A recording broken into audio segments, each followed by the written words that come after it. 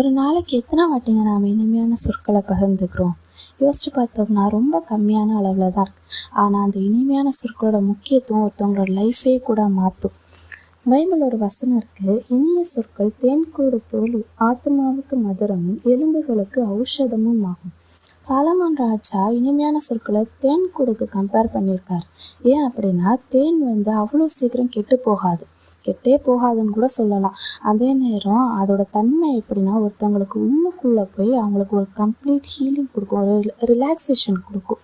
அதே மாதிரி தான் ஒரு இனிமையான சொற்களை நம்ம மத்தவங்க கிட்ட ஷேர் பண்ணிக்கும் போது அது அவங்களுக்கு உள்ளே போய் ஒரு ரிலாக்ஸேஷன் கொடுக்கும். அவங்க லைஃப்பில் எவ்வளவோ ஃபேஸ் பண்ணலாம், எவ்வளவோ ஸ்ட்ரகிள்ஸ் ஃபேஸ் பண்ணலாம். ஆனால் நாம் அவங்கக்கிட்ட ஷேர் பண்ணிக்கக்கூடிய அந்த ஒரு இனிமையான சொல், உனக்கு நான் இருக்கேன், நீ பயப்படாத, இந்த மாதிரியான வார்த்தைகள் அவங்கள உள்ளுக்குள்ளே போய் ஆறுதல் அடைய செய்யும்.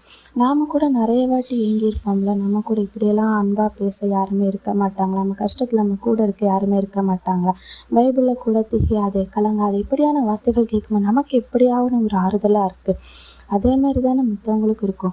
கடவுளை அறியாத மக்களுக்கு நாம் கடவுளை சொல்கிறதுக்கான முதல் படியே அவங்க கூட அன்பாக பேசுகிறது தான். ஸோ இனிமையான சொற்களை ஷேர் பண்ணிக்கிறது மூலமாக தான் நம்ம கடவுளை அவங்களோட பகிர்ந்துக்க முடியும். இனிமேலும் நமக்கு தெரிஞ்சவங்களோ தெரியாதவங்களோ நமக்கு இருக்கிற ஸ்ட்ரெஸ்ஸு ப்ரெஷர் எல்லாத்தையுமே நமக்குள்ளே வச்சுட்டு நம்ம கூட இருக்கிறவங்களோட நம்ம இனிமையான சொற்களை பகிர்ந்துக்கிட்டு அவங்களோட லைஃப்பை பிரைட்டன் ஆக்குறது மூலமாக நாம் கடவுளை அவங்களோட ஷேர் பண்ணிக்கலாமா?